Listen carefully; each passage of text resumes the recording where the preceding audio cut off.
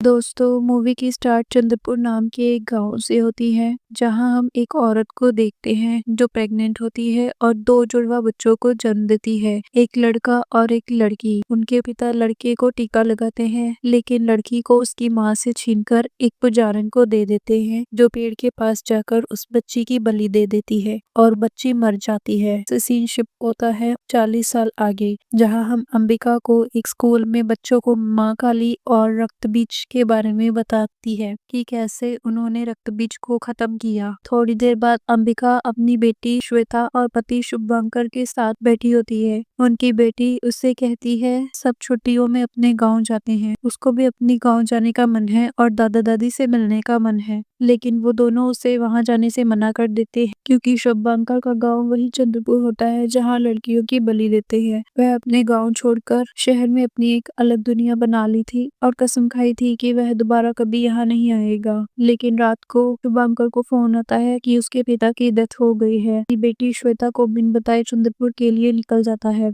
अंतिम संस्कार करके वो रात को ही अपने घर वापस जा रहा होता है। तभी उसकी वाइफ अंबिका अपनी बेटी के आईपैड में वही पेड़ देखती है जिसमें शुरुआत वाले सीन में उस पेड़ के नीचे बच्ची को मारा था। वह वही पिक्चर शुभंकर को भेजती है, जिसे देखकर वो डर जाता है। वो अंबिका को फोन करके इसके बारे में पूछने की कोशिश करता है, लेकिन तभी नेट चला जाता है और हम उसके पीछे किसी डेमन को देखते हैं। वह सिगरेट पीने लगता है। तभी उसके हाथ पैर मुंह को कोई शैतानी आइडेंटिटी कवर कर लेती है और मार देती है। जब अंबिका को इसके बारे में पता चलता है, वो बहुत दुखी होती है। गांव का सरपंच जॉयदीप भी उससे मिलने आता है। 3 महीने बाद उसे चंद्रपुर के सरपंच जॉयदीप का फोन आता है। वो कहता है शुभंकर ने वहाँ प्रॉपर्टी बेचने को उसे कहा था, वहाँ बायर आ गया है तो उसे चंद्रपुर जाना पड़ता है। श्वेता भी उसके साथ जाने की जिद करती है। पहले वो बहुत मना करती है, लेकिन फिर वो मान जाती है। जब वो चंद्रपुर पहुंचते हैं, अचानक से एक लड़की अंबिका की कार के सामने आ जाती है। उस लड़की के माँ पिता उसे डांटने लगते हैं। ये दोनों इस घर के केयरटेकर होते हैं। श्वेता और दीपिका अच्छे दोस्त बन जाते हैं। अंदर जाकर अंबिका माँ काली की तस्वीर देखती है।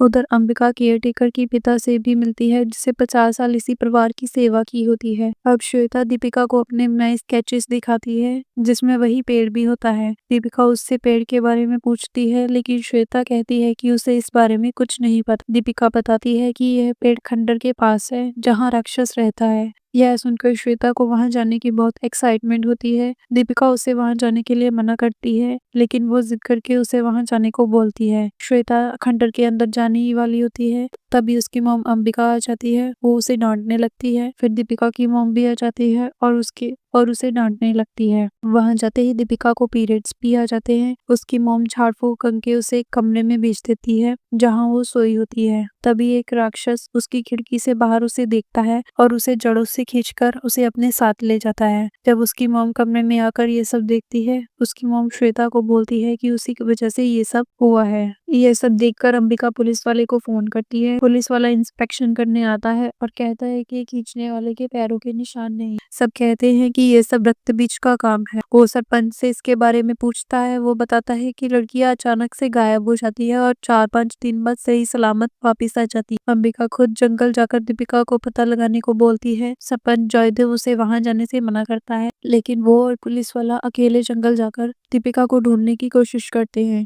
वहां अंबिका को दीपिका नजर आती है, लेकिन जब वो पास जाकर देखती है तो वो गायब हो जाती है। वहां उसे एक बेबी के रोने की आवाज भी सुनाई देती है। जब वो अंदर जाती है तब वहां भी उसे कुछ नहीं मिलता। पुलिस वापस से उसे घर जाने को बोलता है। जब वो घर जाती है, उसकी बेटी कहती है कि सब उसे ही गलत बोल रहे हैं, उसे वहां नहीं जाना चाहिए था। वो अपनी मॉम से पूछती है कि वो जब भी उसे चंद्रपुर आने को कहती थी, वो उसे मना क्यों करती थी। तब उसकी मॉम बताती है कि पुरानी कथा के मुताबिक माँ काली ने रक्त बीज को मार तो दिया था, लेकिन चंद्रपुर के लोगों का मानना है कि उसकी रक्त की एक बूंद धरती पर गिरी और एक नया राक्षस हमसेजा नाम का राक्षस पैदा हुआ, और जहाँ उसके रक्त की बूंद गिरी वो चंद्रपुर ही है। अब हमसेजा अकेले माँ काली का सामना नहीं कर सकता था, इसलिए उसने धरती पर मासूम लड़कियों को शिकार बनाना शुरू किया, जिससे वो नया राक्षस पैदा करके सब पर राज कर सकता था। लेकिन कोई भी लड़की उसके सामने टिक नहीं पाती थी।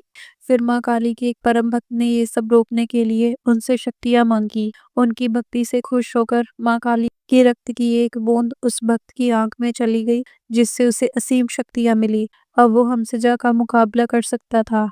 लेकिन हमसजा अचानक से गायब हो जाता है। सबको लगता है हमसजा मर गया, लेकिन वो सही समय का इंतज़ार कर रहा होता है, क्योंकि उसे पता था कि उसी भक्त की बेटी में वो ताकत है, जो उससे वंश को आगे बढ़ा सकती है। जब से भक्त की बेटी पैदा हुई, वो उसके 12 साल होते ही उसे उठा ले गया।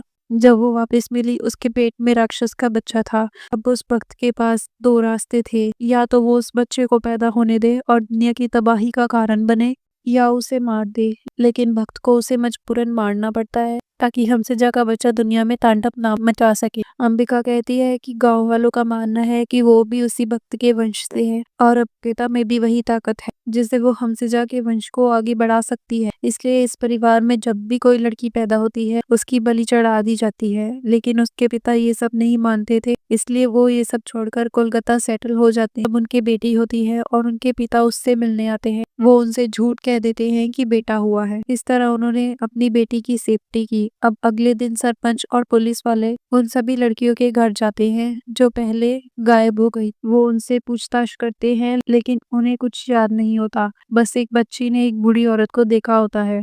तब सरपंच बताता है कि उसे भी उसी औरत पर शक है, ये सब वही कर रही है। जब वो घर आती है, वो पुराना केयरटेकर उसे एक मंत्र देता है। जब वो उसे पढ़ने लगती है, उसे एक विजन दिखाई देता है, जिसमें वो अपने पति और माँ काली को देखती है। अब घर के अंदर माँ काली का एक मंदिर होता है, जिसे उसे बताया गया है कि ये सिर्फ तभी खोला जाएगा जब माँ काली किसी को सपने में दर्शन देगी। वो केयरटेकर को अपने विजन के बारे में बताती है और उस मंदिर को खोल देती है। इससे सब गांव वाले बहुत खुश होते हैं और माँ काली के दर्शन करते हैं। यहाँ दीपिका भी अचानक से वापस आ जाती है। अब सब लड़कियों का टेस्ट कराया जाता है, जिसमें डॉक्टर बताती है कि किसी भी लड़की का सेक्सुअल वायलेशन या रेप नहीं हुआ है, लेकिन अचानक से सबके पीरियड्स बंद हो गए हैं। उसकी समझ में कुछ नहीं आता कि ये रिवर्स कैसे हो गए। रात को श्वेता को पेट में दर्द होता है और उसे भी पीरियड्स आ जाते हैं। दूसरी तरफ दीपिका अचानक नींद से उठ ऊपर श्वेता के रूम में जाने लगती है। उसके दादा उसे रोकने की कोशिश करते हैं, लेकिन वो झूले पर बैठकर जोर जोर से हंसने लगती है और एक डेमन का रूप लेकर अपने दादा को मार देती है। अब उस श्वेता को जगाकर बाहर खेलने के बहाने जंगल में ले जाती है। श्वेता की मॉम भी उसके पीछे आ जाती है, जहाँ वो देखती है कि सभी लड़कियां राक्षस से पोसेस होती हैं और श्वेता को खींच रही होती है। वहाँ हम उस बूढ़ी औरत को भी देखते हैं। वह उसको उन सबसे बचाकर घर वापस ले आती है। अगले दिन अंबिका गांव से जाने लगती है, लेकिन जॉयदेव उसे जाने से मना करता है। अंबिका जॉयदेव पर भड़क जाती है कि उसने गांव का श्राप मिटाने के लिए उसका इस्तेमाल किया है। वो गुस्से में चंद्रपुर से निकल जाती है। तभी सब प्रोसेस हुई लड़कियां उसकी कार पर आकर चिपक जाती है और कार का शीशा तोड़कर श्वेता को उठाकर ले जाती है। अगले दिन गांव वाले पुलिस को बुलाते हैं और सब लड़कियों के मिसिंग होने की बात करते हैं। वो सरपंच के मिसिंग होने की भी बात करते हैं। तब पुलिस वाले को सरपंच जॉयदीप पर शक हो। वो उसे जंगल में ढूंढने के लिए निकल जाता है। अंबिका को भी होश आ जाता है, लेकिन उसके सामने वही बूढ़ी औरत बैठी होती है। अंबिका उससे अपनी बेटी के बारे में पूछती है। बूढ़ी औरत कहती है कि वो उसकी दुश्मन नहीं है, वो उसकी बेटी को जंगल में बचाने गई, लेकिन जॉयदीप ने उसकी बेटी को उठा लिया है। वो बताती है कि 40 साल पहले उसे भी उस काली के दर्शन हुए थे, लेकिन साथ में एक जिम्मेदारी भी मिली, माँ का आदेश पालन करने की। यहाँ मूवी के स्टार्टिंग के सीन को समझ पाते हैं, जिसमें जब शुभंकर जन्मा, उसकी जुड़वा बहन ने भी जन्म लिया था, लेकिन उसके पिता ने रिवाज के मुताबिक उसकी बहन की बलि दे दी थी। इसलिए जब शुभंकर बड़ा हुआ, उसने ये सब छोड़कर कोलकाता में अपनी नई जिंदगी बना ली थी और इस गांव में वापस ना आने का फैसला किया। अब यहाँ पुजारिन बलि देने ही लगती है, तभी वो कहती है कि ये सब गलत है, ये माँ काली का आदेश नहीं हो सकता, और बलि लेने से इनकार कर देती है। तब हम एक लड़के को देखते हैं जो पुजारिन को नीचा दिखाकर खुद छोटी बच्ची की बलि ले देता है। ये लड़का जॉयदीप ही होता है। उसने पुजारिन को झूठा साबित कर दिया और बलि लेकर गांव के लोगों की नजरों में अच्छा बनकर सरपंच भी बन गया था। लेकिन एक रात जब वो सोया होता है, हमसजा उस पर हमला कर देता है, क्योंकि उस लड़की से ही हमसजा का वंश आगे बढ़ सकता था। अब जॉयदीप डरकर उसे सब कुछ अपना सौंप देता है, उसकी हर बात मानने को कहता है। हमसजा उसकी दिल, दिमाग और बॉडी सब पर कब्जा कर लेता है और उसके परिवार की अगली लड़की को उसे सौंपने को कहता है। जॉयदीप ऐसा ही करता है। वह 40 साल तक शुभंकर के परिवार पर नजर रखता है। उधर हम देखते हैं जॉयदीप ने पुलिस वाले को भी मार दी।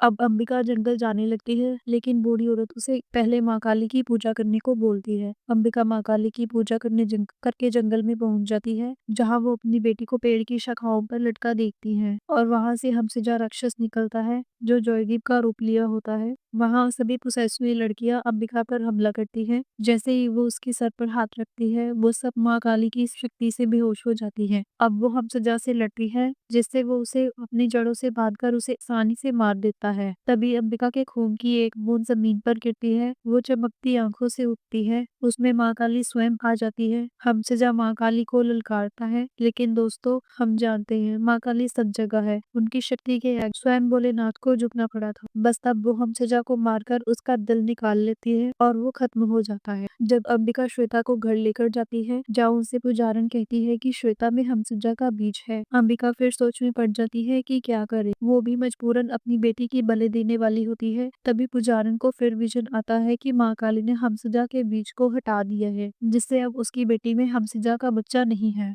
बूढ़ी औरत कहती है कि माँ काली ने ये शक्ति उन्हें राक्षस से लड़ने के लिए दी थी, लेकिन इस गांव के नामर्दों ने बच्चियों के बलिदान के लिए इसका गलत इस्तेमाल किया। तभी श्वेता को होश आ जाता है और वो अपनी माँ को गले लगा